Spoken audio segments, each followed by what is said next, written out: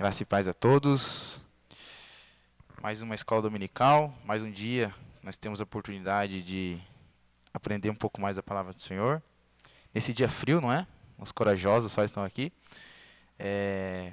Para iniciar a nossa manhã, eu quero fazer uma leitura com os irmãos que se encontra em Hebreus capítulo 12. Então peço que você abra a sua Bíblia em Hebreus capítulo 12. Vamos fazer uma breve reflexão no versículo 1. Hebreus 12, versículo 1.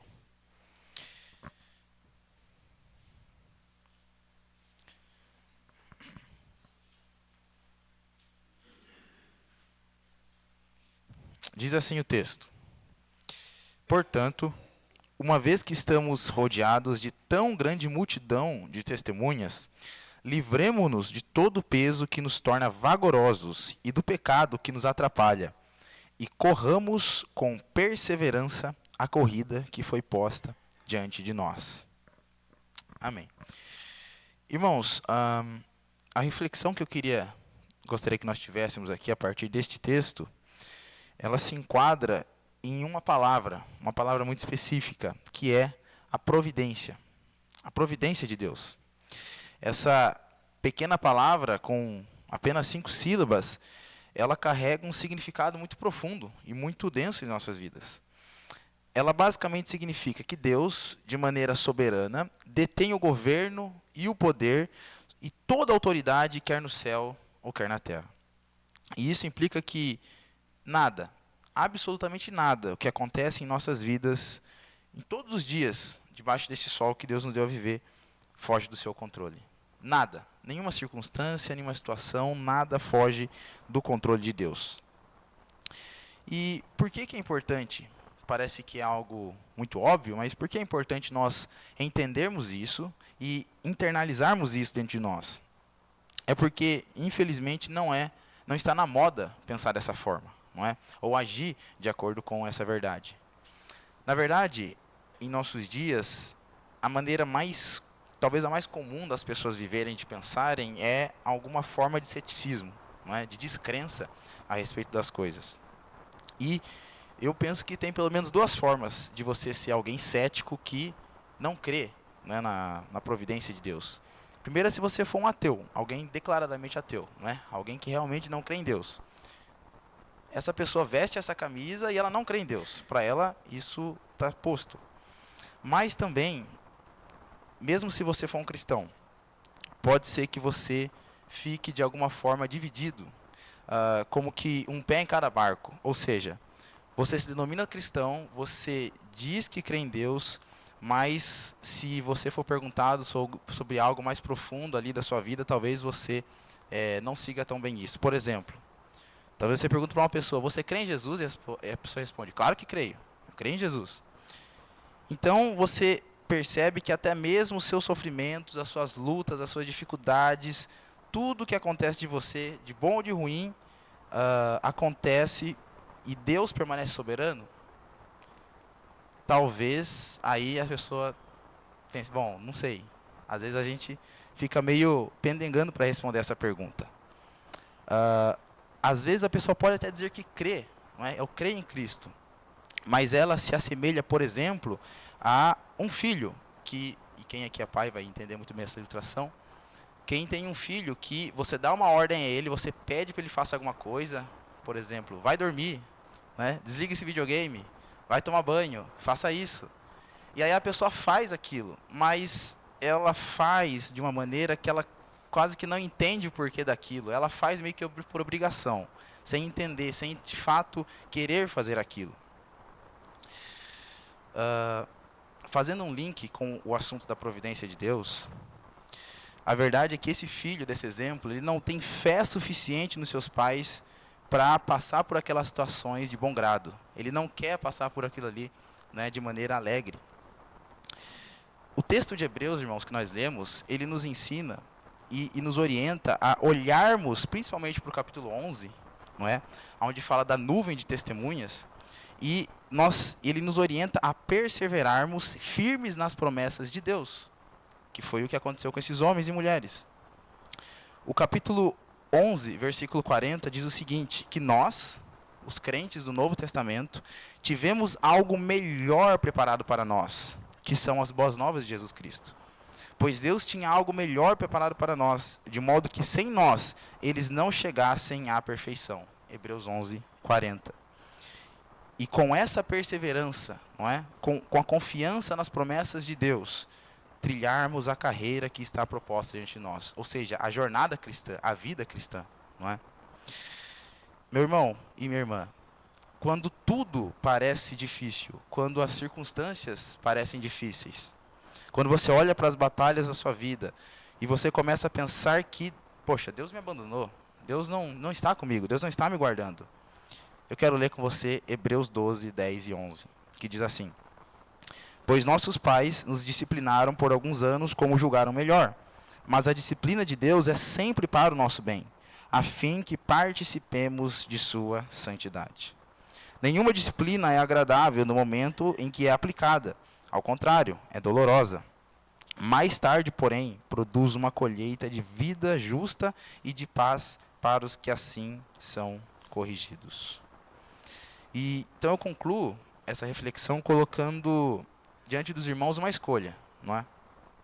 Primeiro, viver como um cristão cético, que diz crer no governo de Deus, mas não vive com o coração nessa verdade. É uma forma de viver.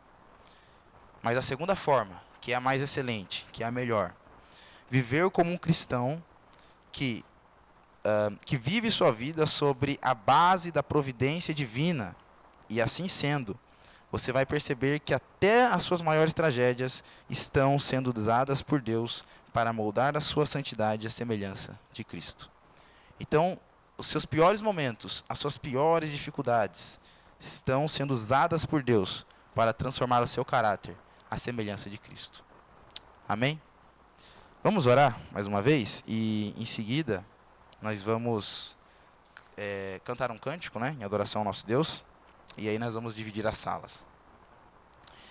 Pai Santo, muito obrigado por mais esta manhã. Obrigado porque o Senhor nos permitiu estar aqui mais esta vez para louvar o seu nome, para ter um momento de ensino, de aprendizado. Pedimos que o Senhor nos oriente, que o Senhor nos guarde, que o Senhor nos ilumine e nos livre de todo mal. Que nós possamos perseverar, Deus, assim como aqueles homens e mulheres no passado perseveraram, viveram suas vidas confiando na sua providência, confiando nas suas promessas, confiando no cuidado do Senhor em suas vidas, mesmo quando as circunstâncias pareciam diversas. Mesmo quando eles não alcançaram aquela promessa que estavam esperando, eles morreram confiando que o Senhor cumpriria. E o Senhor de fato faz. Então que nós tenhamos também essa mesma confiança, Deus, que esses homens e mulheres tiveram no passado. Nos ajude a cada dia mais sermos parecidos com o Teu Filho Jesus. É o que pedimos, em nome dele que oramos. Amém. Vamos ficar em pé para nós cantarmos? Hoje nós estamos sem cantor, então vocês têm que soltar a voz, hein?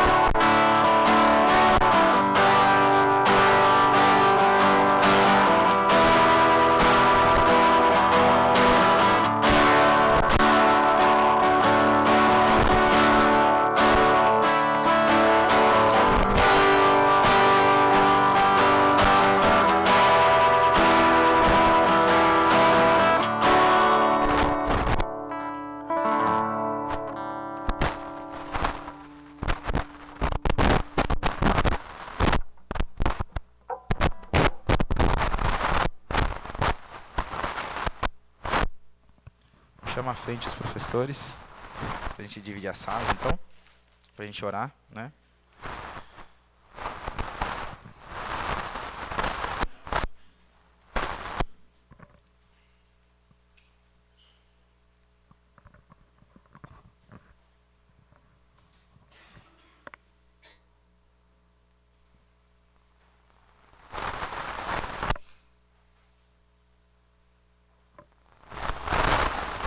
Pra gente ficar pros professores.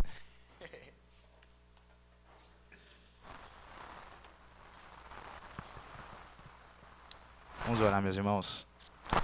Senhor, mais uma vez nos dirigimos ao Senhor e nesta vez queremos pedir pela vida de cada professor e professora aqui, que o Senhor nos ilumine, Pai, nos dê sabedoria e que possamos, da melhor forma possível, Deus, transmitir a lição proposta, que cada aluno, em cada classe, Pai, possa também conseguir compreender, possa estar com a mente e o coração aberto para ouvir e aprender a Sua palavra. E que todos nós possamos não somente ser ouvintes, mas praticantes da Sua palavra. É o que nós te pedimos, em nome de Jesus. Amém.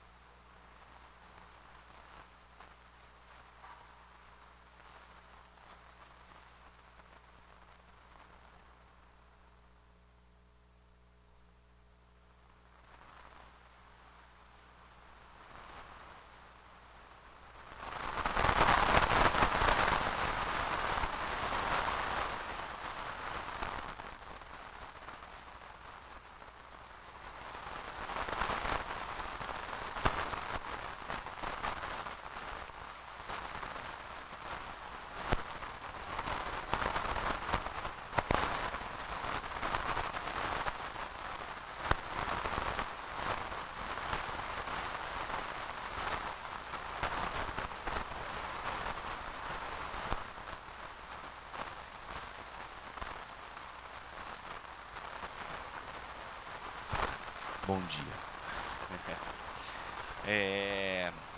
Bom, vai passar menos a Lidiane, que é a leitora dos textos maiores, mas vai passar aí os papeizinhos com a referência bíblica. Se você puder me ajudar, pega aí, já abre no texto, fica preparado e a gente vai conversar sobre isso daí.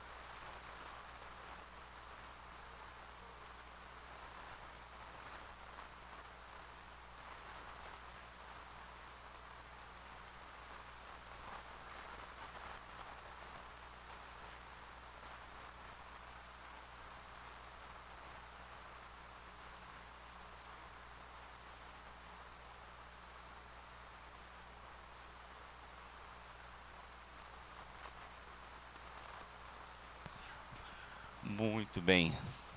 Alô. Muito bem. Gente, hoje nós vamos começar uma nova revista.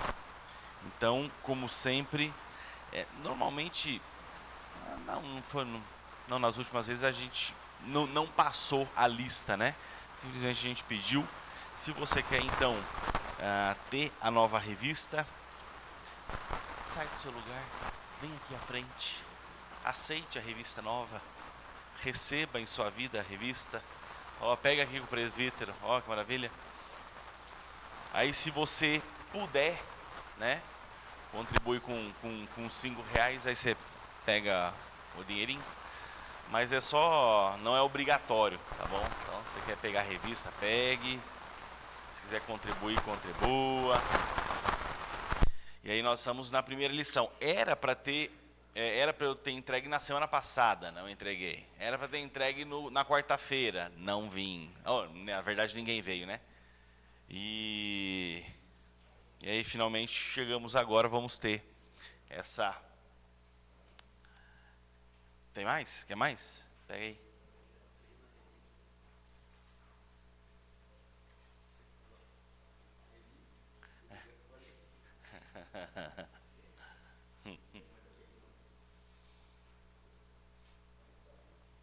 Todo mundo pegou? Maravilha. E essa é o nosso assunto, né? A diferença cristã, desafios para o crente de hoje. Então, ao longo das lições, nós vamos comentando sobre alguns desafios que têm a ver com a nossa caminhada cristã, nossa vida cristã. E hoje o tema é bem interessante, que eu acho que pode ser até um pouco provocativo. E aí a lição tem esse título, Buscando as Coisas Excelentes. Mas notem que, na verdade, os irmãos, como estavam sem a lição, não sabem do que se trata, mas diz respeito a coisas excelentes na oração. Pelo menos foi o que eu percebi, assim, do que o autor quis tratar. Excelência na oração. Então, eu quero primeiro propor um exercício para vocês. Em vez de papel e caneta, você pode utilizar o seu próprio celular, tá? Eu quero que você faça uma listinha bem rápida, assim, respondendo isso. Pelo que você ora? Pega seu celular e começa a anotar aí agora. Faz assim, anota. Eu quero ouvir. E eu quero que você compartilhe quais são os motivos de oração que você tem, quais são as coisas que te levam a orar, as motivações, assim, o ânimo, os alvos de oração. Eu oro por isso, eu oro por aquilo outro. Vamos lá, eu vou dar 1 minuto. Ô louco, hein? Ou 2. 2 minutos, vai, tô bonzinho. Pensa aí.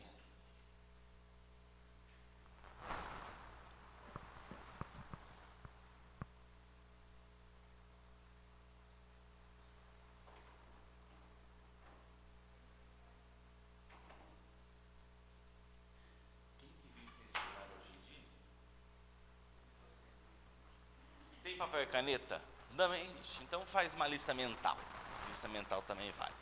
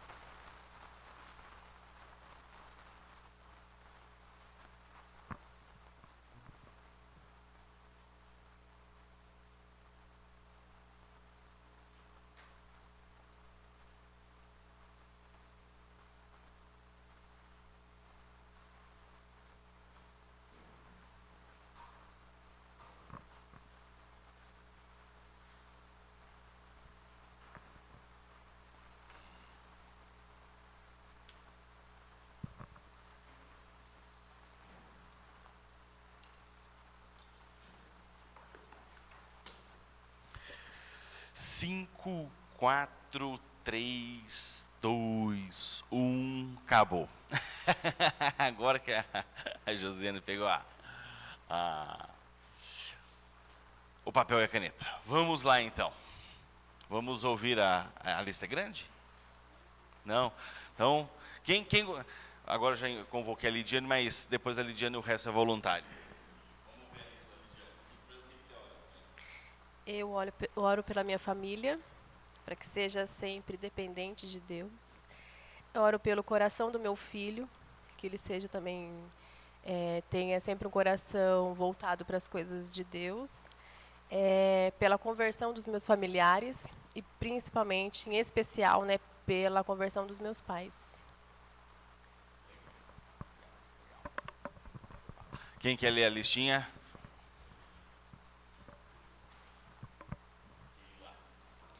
Eu oro por minha família, em geral, né, em todos os aspectos. Eu oro pelos irmãos na fé e os não alcançados ainda. Também oro por missões, crescimento espiritual meu e da igreja. E por sabedoria e mais fé.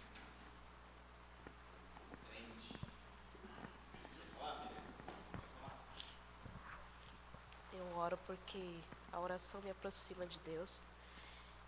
Eu oro pela minha família e por outras famílias também. Oro pelos salvos e por quem a salvação ainda não foi alcançada.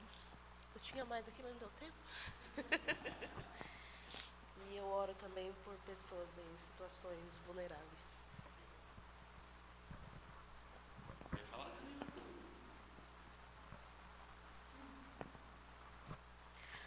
Eu oro pela minha família, pelos parentes em geral, pelo meu trabalho, faculdade, questões emocionais e ajuda geral.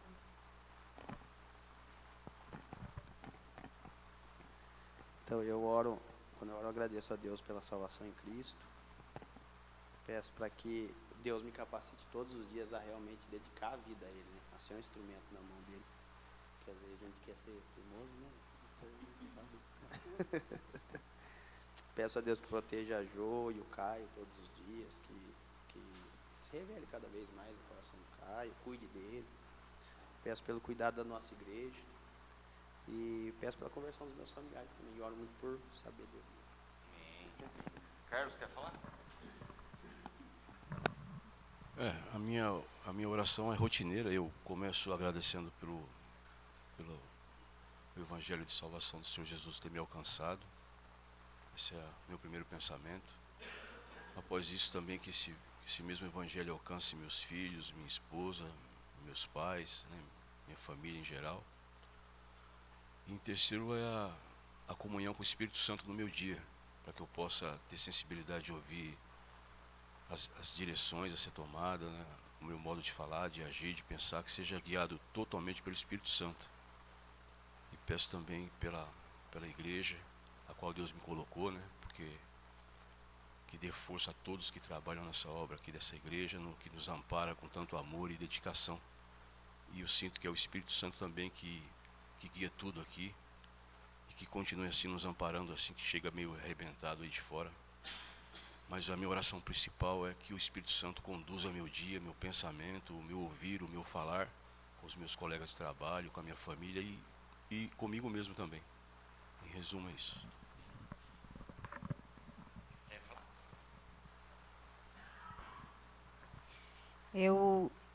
A minha oração costuma ser sempre essa, mas sempre acrescentando alguma coisa a mais que no momento eu não lembro também, né? Mas eu oro sempre por santificação, por sabedoria, por discernimento, pela salvação dos meus familiares, dos meus amigos, dos meus vizinhos, pela oportunidade de levar o Evangelho a essas pessoas, pelos meus parentes também, como irmãos, tios e primos, pela volta dele, que ele se apresse, por minhas filhas, meu marido, e sempre oro grata. Tem muitos motivos para ser grata. É a minha oração normal. Eu também oro por tudo isso, minha vida espiritual, conversão do meu marido.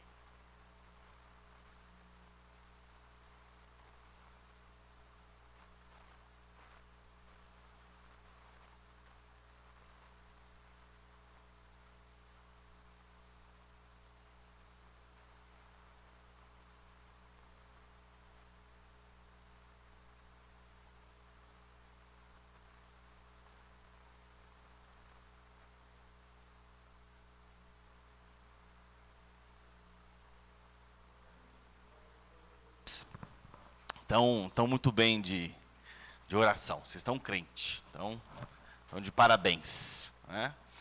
E aí, olha só que curioso.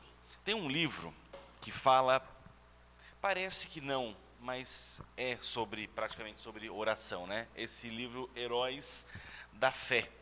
E aí, é até uma recomendação que eu quero deixar com os irmãos. Vocês vão encontrar nesse livro 20 biografias. Eu só tenho a versão em espanhol, e a versão em espanhol, o título é Biografias de Grandes Cristãos. E em português está Heróis da Fé. Mas, na verdade mesmo, o livro vai apontar a vida de oração desses homens, né? Então, se você pega lá no índice, você vai ter gente como o Jerônimo Savonarola, o Martin Lutero, o John Bunyan, Jonathan Edwards, John Wesley, e outros e outros também. Guilherme Carey, aqui está em outro idioma. Mas é interessante que ele vai narrando a rotina de oração e o que fazia esse pessoal todo orar. E ele começa na introdução contando um trecho da história de Jonathan Edwards, né? E aí tem um capítulo só de Jonathan Edwards, mas eu queria ler para os irmãos como é interessante o quanto Deus usa a oração do seu povo, né? Quando o povo se põe a orar. Só para dar um gostinho dessa leitura aqui, então fica como recomendação, o livro começa da seguinte forma, já na introdução, citando um caso do Jonathan Edwards. E ele diz assim: visitei o velho templo da Nova Inglaterra, onde Jonathan Edwards pregou o seu comovente sermão, e aí é o título do sermão, Pecadores nas mãos de um Deus irado. Edwards segurava seu manuscrito tão próximo dos olhos que os ouvintes não podiam ver seu rosto. No entanto, ao acabar a leitura, o grande auditório estava comovido. Um homem correu até ele, clamando: Senhor Edwards, tenha compaixão. Outros se agarravam nos bancos pensando que iam cair no inferno. Vi como se abraçavam nas colunas para sustentar-se, pensando que havia chegado o juízo final. O poder daquele sermão ainda tem hoje um grande impacto no mundo inteiro. No entanto, convém conhecer algo mais de sua história, a parte que geralmente é suprimida. Durante 3 dias, Edwards não havia comido nenhum alimento e por 3 noites não dormiu. Havia rogado a Deus sem cessar: me dê a Nova Inglaterra, me dê a Nova Inglaterra. Depois de levantar-se, de orar, quando se dirigiu ao púlpito, dos presentes ali disse que o seu semblante era como de quem que por algum tempo havia estado contemplando o rosto de Deus. Ainda antes de abrir a boca para pronunciar a primeira palavra, a convicção do Espírito Santo caiu sobre todo o auditório. Então, assim, esse sermão, né, Pecadores nas mãos de um Deus irado, ficou bastante conhecido pelo resultado, pelo quase que um pânico generalizado dentro da igreja.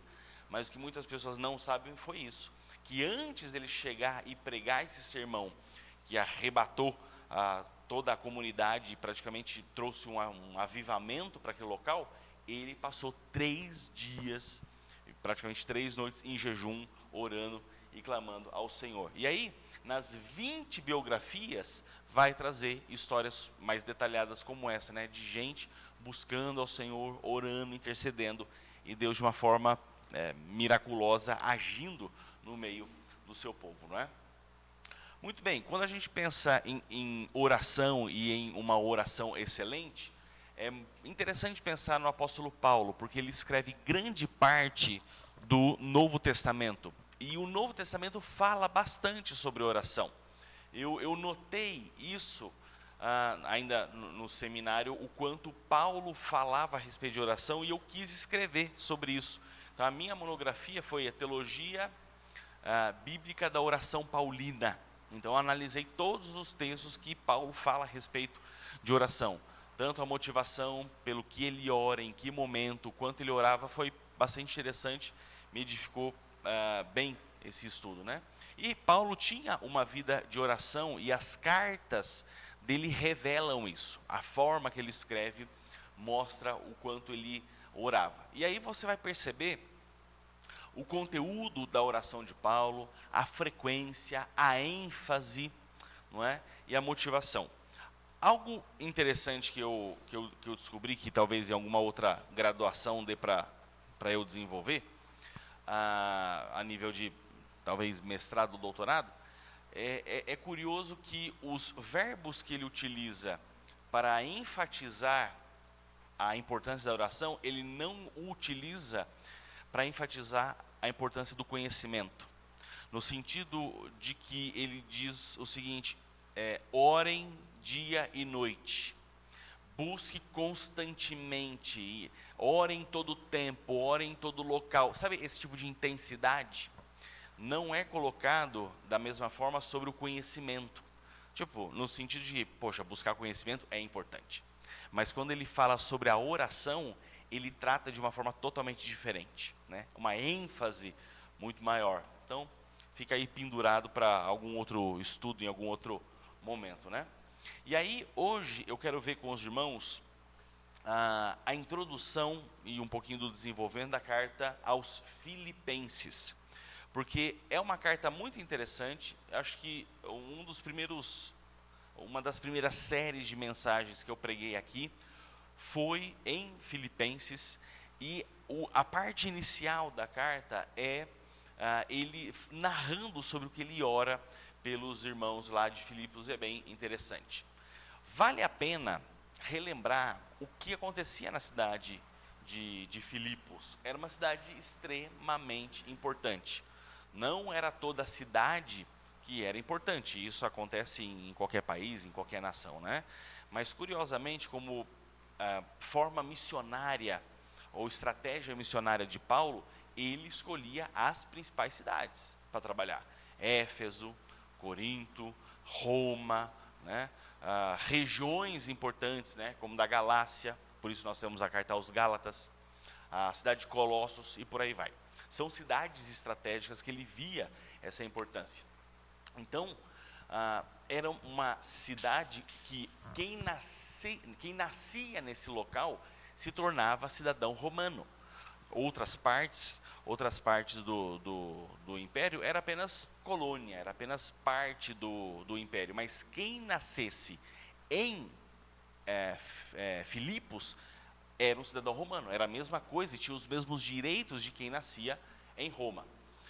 Era uma cidade muito desenvolvida também porque era uma rota comercial, né? Se os irmãos estão estudando comigo primeiro aos Coríntios, vão se lembrar que a cidade de Corinto ela é importante, não porque é uma rota, uma estrada comercial, mas porque é uma estrada, entre aspas, marítima, não é? Porque os navios passavam por lá. Aqui realmente é uma estrada que ainda existe, eu vou mostrar uma foto para os irmãos, que é a Via Egnácia. A Via Egnácia é uma via construída pelos romanos que ligava o Oriente ao Ocidente, e tudo que era comércio, viagem, informações, passava por ali. E hoje em dia acontece muito isso, né? Cidades que estão à beira de estradas e rodovias importantes, o que acontece? Desenvolve, né? Desenvolve mais rápido, ganha uma infraestrutura melhor. E algo curioso é que muitos militares aposentados moravam em Filipos. Parece que os milico romano, quando se aposentava, gostava daquele lugar. Então era um núcleo de bastante gente aposentada. Mas e militares, né? Bem de grana. O resultado disso tudo era que era um povo orgulhoso. Né? Uma cidade assim mais arrogante, uma cidade mais presunçosa. E Paulo escreve aos crentes desse pessoal, aos crentes dessa cidade. E olha só que interessante, essa aqui é a Via Egnácia, né? Agora, o que me chama a atenção é que essa estrada, que ainda o pessoal caminha por ela, tem mais de 2000 anos. Né? E talvez a rua na frente da tua casa tenha mais buraco e desnível do que esse aqui, né? Né? Então, assim, é impressionante o quanto os romanos faziam estradas bem feitas. E você vai estudar como eles faziam, eles cavavam, nivelavam, vinha com primeiro um tipo de pedra, depois um segundo tipo de pedra, um terceiro tipo de pedra. Então, realmente eram camadas para que fosse bem feito e assim as suas tropas passarem por ela, né? Hoje em dia, Filipos está meio caidona, tá assim, são só ruínas, né? Lógico, tem cidades ali próximas, mas das coisas do tempo de Paulo, ficou apenas essas ruínas, mas é um rolê interessante. Ó, que bonitinho, hein? Vocês gostam desse tipo de coisa? Vocês iriam para um lugar desse? Iria, Geraldo? Lidiane também? Pronto, já está o rolê do casal, né? Legal, né? Eu gosto dessas coisas, acho legal. Hã? Podia fazer uma excursão, né? IPB Avaré Tour, né? Grécia e Israel. Israel vamos esperar um pouquinho, né? Israel a gente espera mais um pouquinho mais. Muito bem, vamos ouvir aí a leitura. Aqui é Filipenses, capítulo 1, versículo 1 ao 2 apenas, tá bom? Aí depois a gente avança mais um pouquinho. Até aqui alguma consideração, alguma pergunta, alguma coisa? Não, né? Não levantei nenhuma polêmica por enquanto, né? Então tá bom, vamos lá, 1 e 2. Paulo e Timóteo, servos de Cristo Jesus, a todos os santos em Cristo Jesus que estão em Filipos, juntamente com os bispos e diáconos. A vocês, graça e paz da parte de Deus, nosso Pai, e do Senhor Jesus Cristo. Isso. Sabe, o que me chama a atenção é isso aqui, né? Não só o fato, poxa, a gente não dá tanto crédito para Timóteo, né? Mas Timóteo fez parte da composição da carta. Ele também ajudou Paulo ali, talvez de algum pitaco ou outro, mas foram ambos que enviaram essa carta aos Filipenses. E quando Paulo começa a sua carta se identificando como servo de Cristo, você já pode até respirar um pouquinho mais aliviado, porque ele vai pegar mais leve, né? Quando ele escreve Paulo, apóstolo de Cristo, aí é porque a coisa vai ser, né, a pancada vai ser grande, porque ele está dando a carteirada. Ó, aqui quem está falando é apóstolo Paulo. Aí vem a bucha, né? É o que ele faz em Gálatas, é o que ele faz em 1 aos Coríntios. Você vê que a coisa vai ser feia, né? Não, quando ele começa servo de Cristo, aí é porque ele está mais de boa, está mais relaxadão, o assunto vai ser mais tranquilo. A todos os santos em Cristo Jesus, que estão em Filipos, juntamente com os bispos e diáconos. Olha só, era uma igreja já bem formada, a ponto de você ter liderança ali, né? Tanto os bispos, aqui bispos é o presbítero, né? Bispo, presbítero, ou pastores, é tudo a ideia que está aqui dentro dessa palavra aqui, ó, bispos e diáconos. Então você já tem uma liderança formada na igreja dos Filipenses, então algo tem caminhado muito bem ali, né? E aí ele faz essa saudação que hoje nós utilizamos, né? Graça e paz. Graça é uma saudação mais cristã, não é? Porque é a graça de Jesus Cristo, e a paz é a saudação judaica do Shalom, né? Então o Paulo faz essa junção dessas duas saudações, a cristã e a judaica, graça e paz. Muito bem, então essa aqui é só a introdução, mas agora que ele vai falar mesmo sobre a oração. Versículos 3 a 8. Vamos lá. Agradeço a Deus toda vez que me lembro de vocês. Em todas as minhas orações em favor de vocês, sempre oro com alegria por causa da cooperação de vocês que vocês têm dado ao Evangelho, desde o primeiro dia até agora. Estou convencido de que aquele que começou a boa obra em vocês vai completá-la até o dia de Cristo Jesus. É justo que eu assim me sinta a respeito de todos vocês, uma vez que eu os tenho em meu coração, pois quer nas correntes que me prendem, quer defendendo e confirmando o Evangelho, todos vocês participam comigo da graça de Deus. Deus é minha testemunha de como tenho saudade de todos vocês, com a profunda afeição de Cristo Jesus. Muito bem. Olha só como ele já começa. Agradeço a meu Deus. Gente, isso já é oração, não é? Se bem que quando a gente avançar do versículo 9 em diante, vai ficar mais escrachado ainda. Mas aqui já é possível perceber a gratidão no coração de Paulo em relação a esses membros, em relação a esses irmãos. E ele agradece toda vez que se lembra desses irmãos. E não só existe gratidão no coração dele, mas também existe alegria. Então, lembra que eu falei que dava para perceber a disposição? Uma coisa é o alvo da oração. Eu oro por tal pessoa para que isso aconteça com essa pessoa. Mas no meu coração, qual que é a minha disposição? O que está passando aqui dentro do meu coração? No coração de Paulo havia gratidão, não é? E havia alegria. Por causa da cooperação que vocês têm dado ao Evangelho. Então, nós temos um apóstolo que orava agradecendo a Deus, alegre, feliz, contente, porque ele via os irmãos cooperando com o trabalho dele, cooperando na evangelização. Então, aqui nós ganhamos um motivo pelo que orar, ou um motivo pelo que agradecer, algo pelo que colocar diante do Senhor. Então, quando nós vemos irmãos em Cristo trabalhando, ralando, suando, contribuindo, essas pessoas são cooperadores do Evangelho. Elas estão trabalhando para que a mensagem do Evangelho seja proclamada, que pessoas sejam alcançadas. Isso deve nos levar a orar. Não no sentido de pedir, também pode pedir as bênçãos de Deus, mas também no sentido de agradecer e demonstrar alegria ao nosso Deus, né? Eu fiquei feliz porque a maioria da descrição que os irmãos fez, do que leva os irmãos a orar, ou melhor, né, pelo que os irmãos oram, muita coisa espiritual. Isso é muito bom, né? E é basicamente o que Paulo vai mostrar. Não é errado orar por saúde, trabalho, conquistar um sonho, conquistar uma casa, um carro, um projeto, isso, aquilo, outro, não é?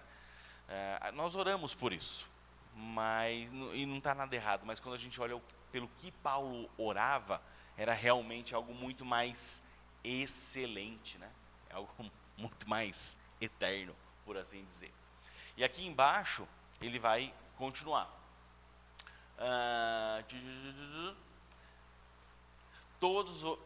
Outra motivação, né, é que todos participam comigo da graça. É a mesma coisa, né? Ambos os conceitos aqui, ele está alegre e feliz, porque as pessoas cooperam e também participam. E aí ele vai dizer que tem saudade, que é outro sentimento no coração de Paulo, né? E tem gente que é mais tem mais sentimento de saudade em relação às pessoas. Tem outros que desapegam mais, né? Vira a página, muda de cidade, nem lembra mais do povo, né? Se esquece de quem ajudou, ou simplesmente ninguém ajudou, então, né?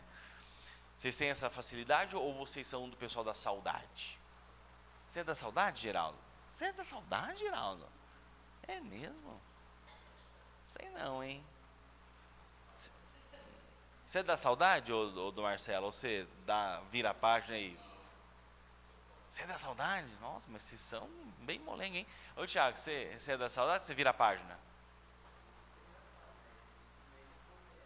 Ah, coração duro, hein? Cara, já que a gente está falando dos homens aqui, você é da saudade ou você vira a página, esquece do povo? É mesmo? É bom saber, daqui uns anos vai saber, ficha, que ele é o Carlos, ele vai... Vai me fazer passar vergonha, né? Mirelle, você é da saudade ou você vira a página? Não é, não, você vira a página. Isso aí. Danila, você vira a página ou é da saudade? Vira a página. Cruel, hein? As irmãs do fundo. Saudade. Saudade. Ixi! É, né?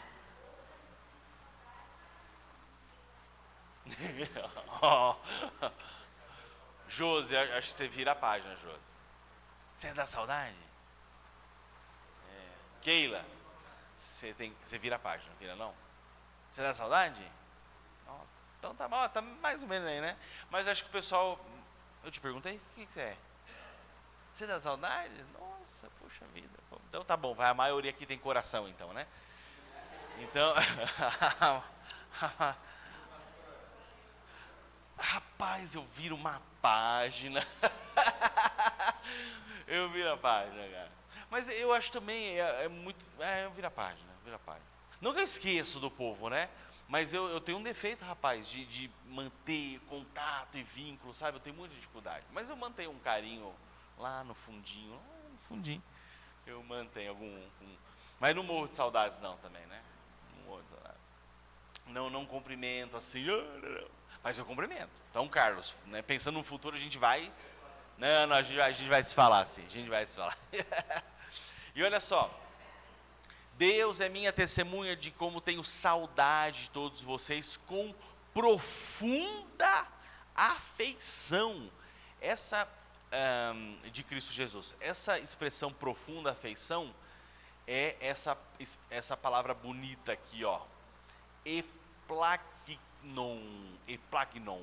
que significa entranhas, intestinos, coração no qual reside misericórdia. Então, eplagnon é uma afeição que vem lá do intestino, lá das tripas, do mais profundo dos sentimentos, entendeu? E aí é tão bonitinho, né? Paulo está sendo tão fofo, que ele está falando literalmente, olha, eu tenho saudade do mais profundo das minhas entranhas, dos meus intestinos, de Cristo Jesus, né? Então, no sentido de que a mesma afeição que Cristo tem por vocês, eu tenho também, né?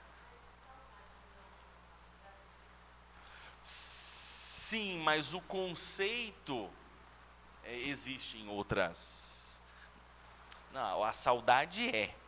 Eu não sei como é que tá na Ara aí. Talvez vai ter uma outra expressão, né?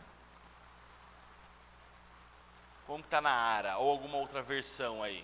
Qual que é a outra versão? Saudosos afetos, sei lá.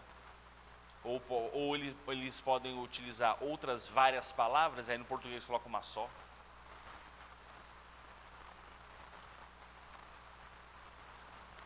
É Filipenses 1:8.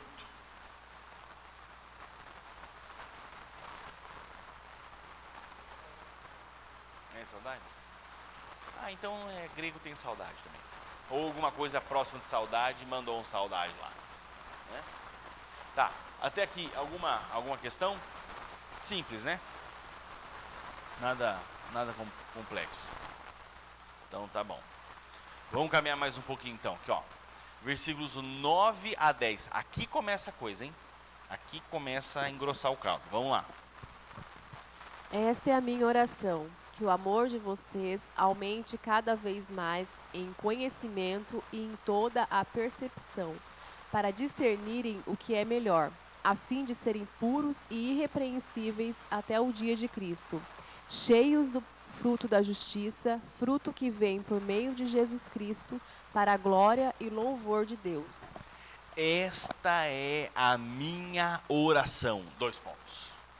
Então aqui são pouquíssimos versículos, mas vai condensar e concentrar um ponto atrás do outro sobre o que Paulo ora. Em primeiro lugar, que o amor de vocês aumente.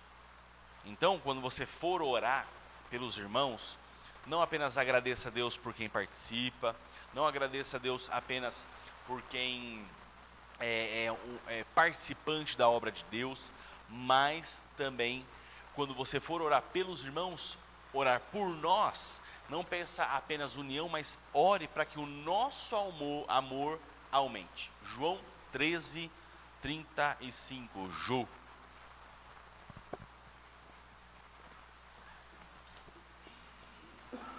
Seu amor uns pelos outros provará ao mundo que são meus discípulos. Olha só essa versão abençoada, hein?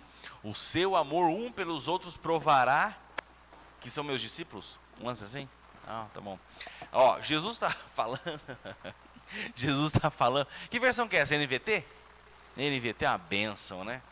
É porque você fica esperando uma frase, né? Aí vem outra. Aí você fala. Ah. Mas aí são palavras de Jesus. E ele vai nos ensinar que a forma de provarmos que somos verdadeiramente discípulos de Cristo não é o quão belo é o nosso templo, o quão felizes nós somos, a quantidade de reuniões que fazemos, ou quanto de Bíblia nós sabemos, mas é o amor entre nós, não é? É o amor, porque você pode ter uma igreja entupida de gente sem amor, você pode ter um templo revestido de ouro sem amor, né? Então o amor é o que vale. Então, quando nós oramos pelos nossos irmãos, nós precisamos pedir por amor. E é interessante que, se você para pensar, o amor, ele vai ser realmente algo, uma raiz, vai ser um ponto de partida para muita coisa. Se o povo se ama, então o povo vai se perdoar, é ou não é?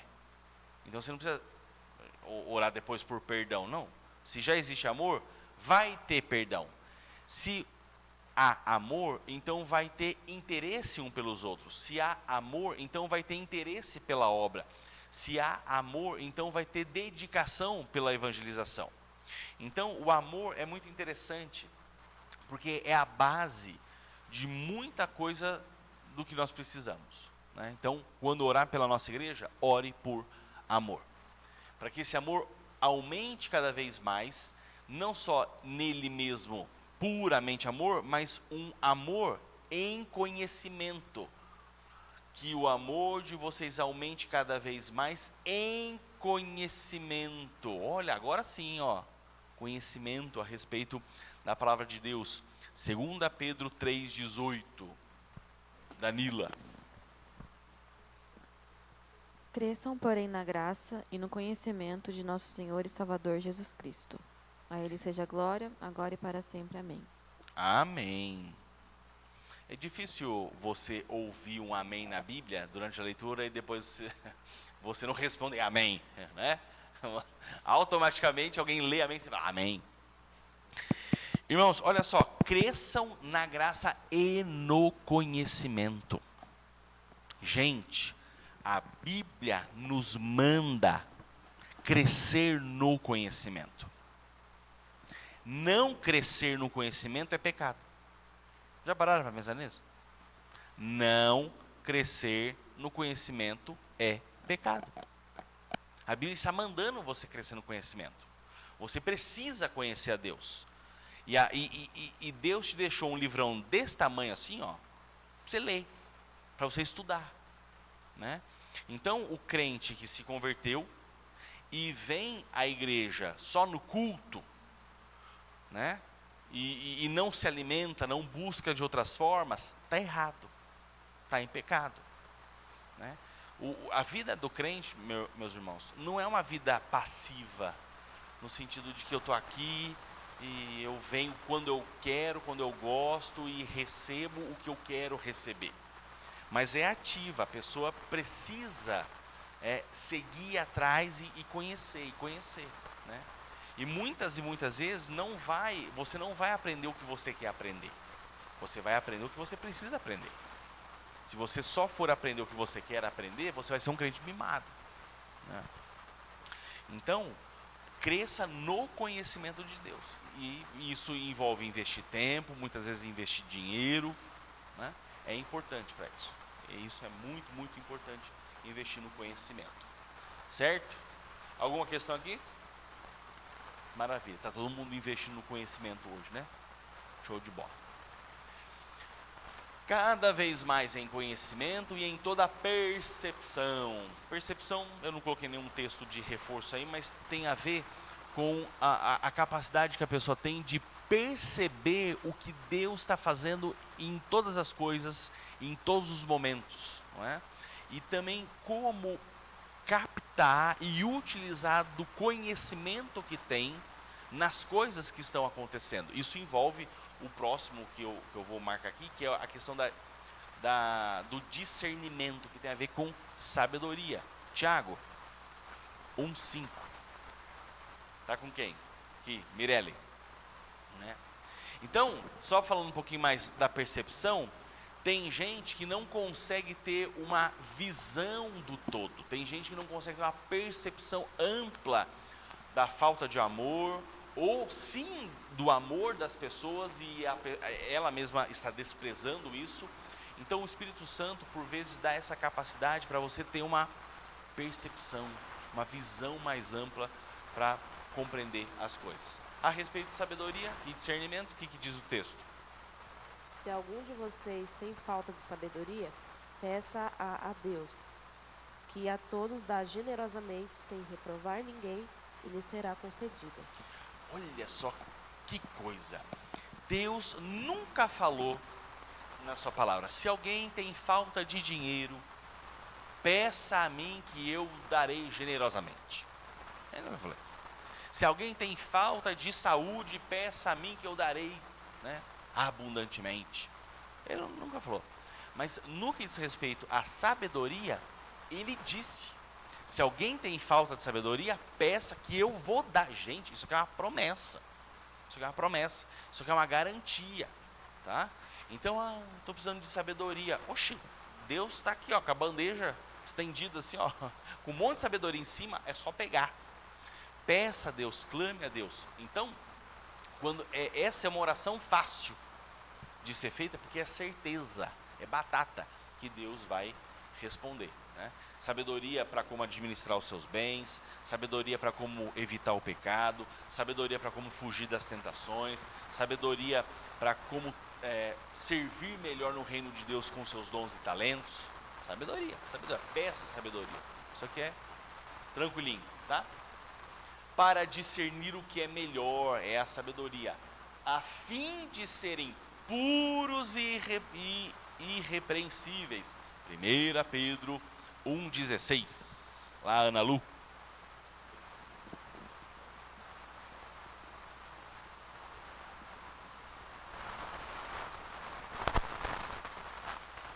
Pois está escrito: sejam santos, porque eu sou santo.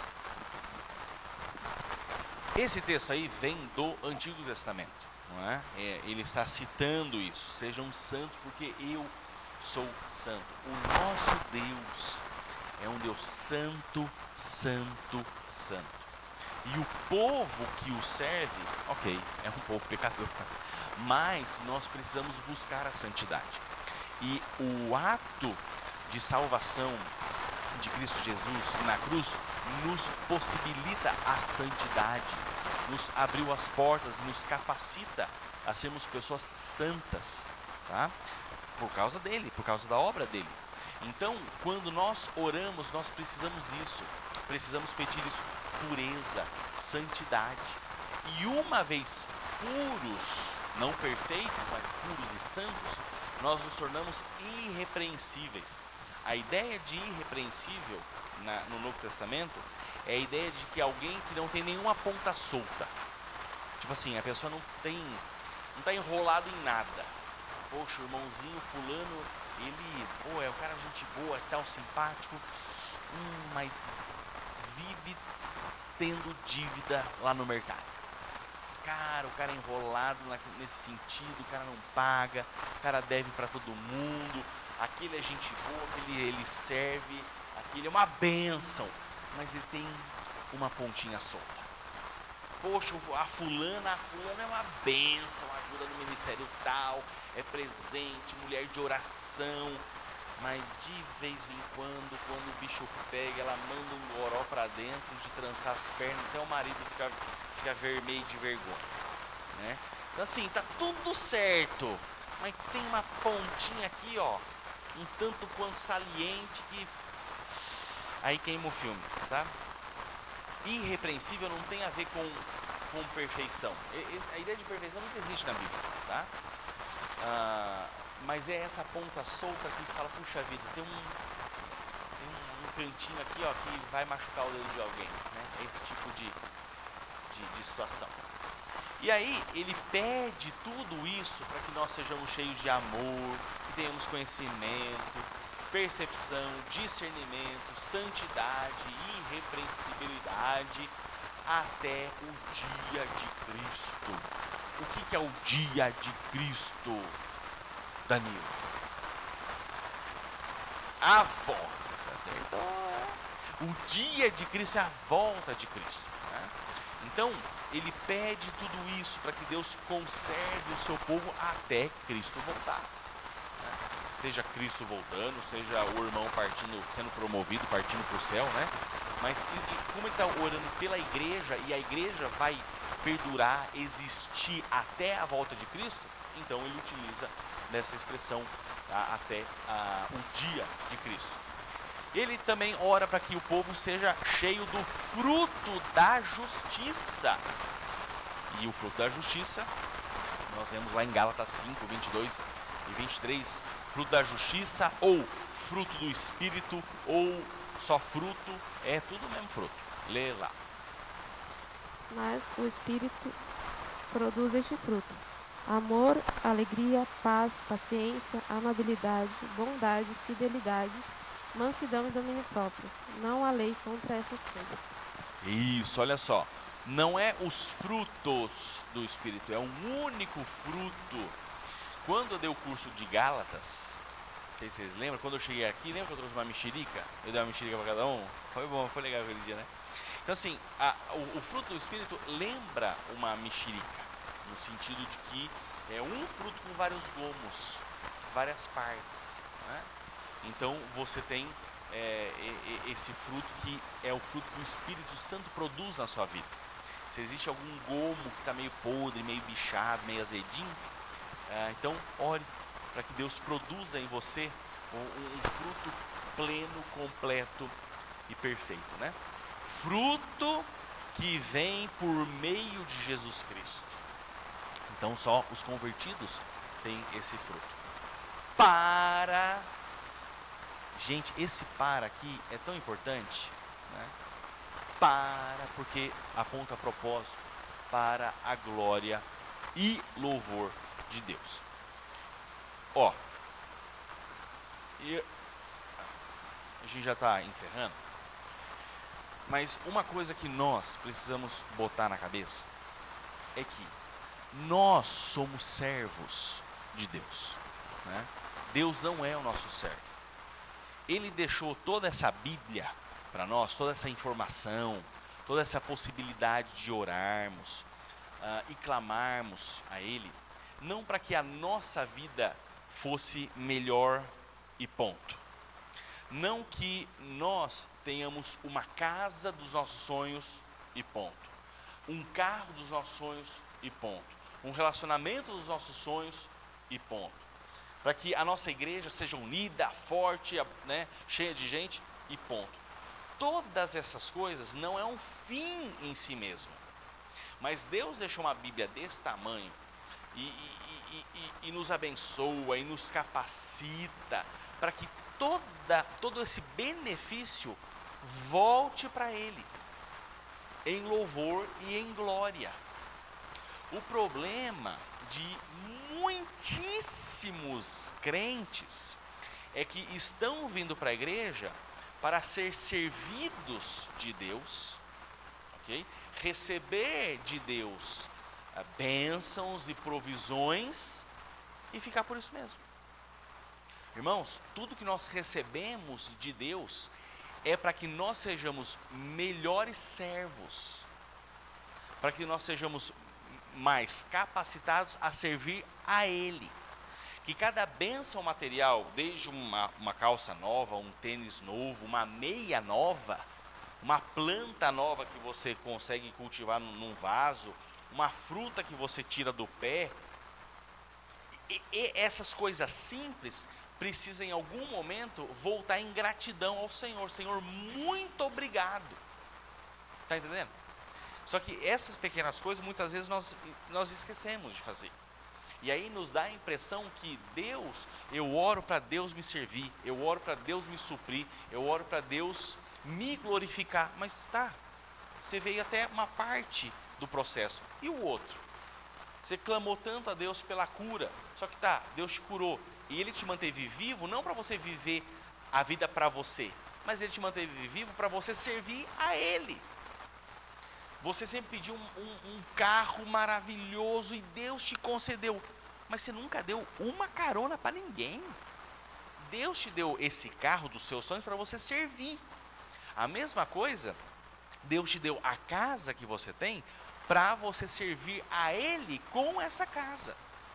E a mesma coisa, Ele te deu as suas roupas, a sua saúde, a sua alimentação, para você, de alguma forma, voltar ou em oração, em gratidão, ou servir os outros, ou para que você esteja disposto e disponível para ir à obra e servir ao Senhor. Irmãos, tudo que nós temos é para a glória de Deus. Nós não podemos perder isso de vista. Senão nós vamos viver uma vida em si mesmada, para si, para nós mesmos, não é? Então assim, e às vezes eu fico meio chateado, porque eu tenho a impressão que muitos crentes têm uma percepção assim de Deus, né? Que eu uso de Deus para obter, né? E aí eu tenho a Bíblia para que eu seja uma pessoa melhor e eu me sinta bem. Não é para você se sentir bem, porque às vezes a Bíblia vai te fazer você se sentir um lixo, né? Uma tristeza, porque você é um pecador corrupto, miserável, manchado pelo pecado, que precisa ser purificado pelo sangue do Cordeiro. Só que todo esse processo de purificação vai acontecer para que você se aproxime mais contrito diante de Deus e o sirva. Tudo que Deus faz por você precisa resultar em oração de gratidão, oração pelos irmãos, ou ações práticas de louvor, de adoração, de engrandecimento, ou de ações práticas de serviço, de doação. O problema é quando eu recebo a bênção e uso e acabou. Sabe qual que é o problema disso? Sério. Quem faz isso são os incrédulos. Os incrédulos respiram o ar que Deus fez e não agradecem. Os incrédulos comem a comida que Deus fez e não agradecem. Os incrédulos usam dos prazeres da carne que Deus fez e não agradecem. Estão entendendo? Então assim, quando nós não devolvemos tudo isso para a glória e louvor de Deus, nós agimos como o pessoal de fora. E nós não estamos aqui para isso. O fim principal do homem é glorificar a Deus e gozá-lo para sempre, no sentido de aproveitá-lo para sempre, desfrutá-lo para sempre, tá? Então, meus irmãos, nós estamos aqui para servir, para arregaçar as mangas, né? Deus não nos deve nada. Deus não nos deve nada. Se Ele está te abençoando, é porque Ele quer que você use disso na obra dEle. Seja em palavras, em louvor, em agradecimento ou mão na massa, tá bom?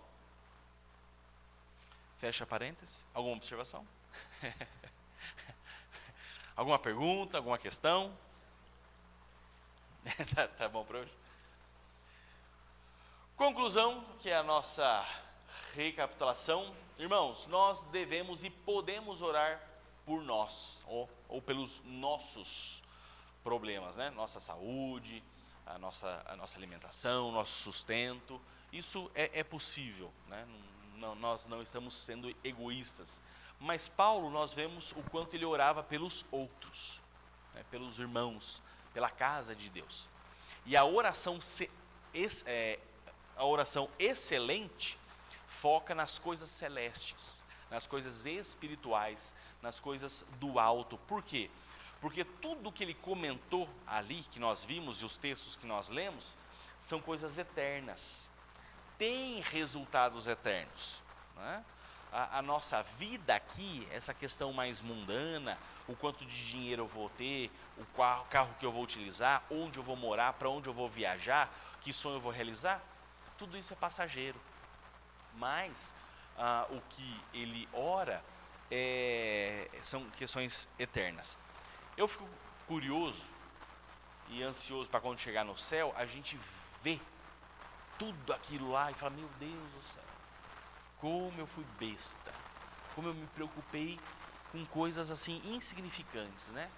Aqui nós vamos passar 80 anos, 90 para quem tiver muito azar, né? Né? 100, vixe, aí já, né? E aí nós vamos viver uma eternidade sem fim lá do outro lado. E aí depois de, né, alguns anos lá, você vai olhar para trás e falar, meu, para que eu corri tanto atrás de tudo aquilo lá? Aquilo foi tão passageiro, não valeu né, em certo aspecto valeu, mas assim, me preocupei demasiado e agora existe toda uma existência aqui do outro lado da eternidade, né? Que eu vou viver eternamente com Cristo. Poderia ter cultivado coisas eternas lá, não cultivei, né?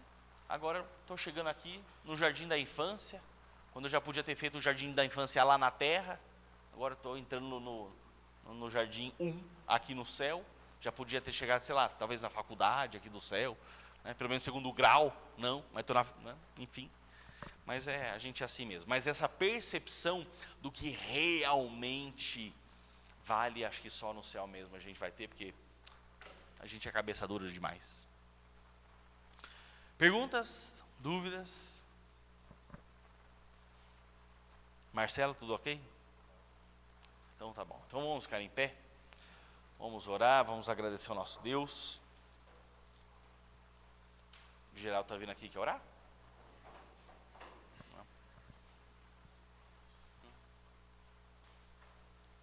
Então leva o microfone lá.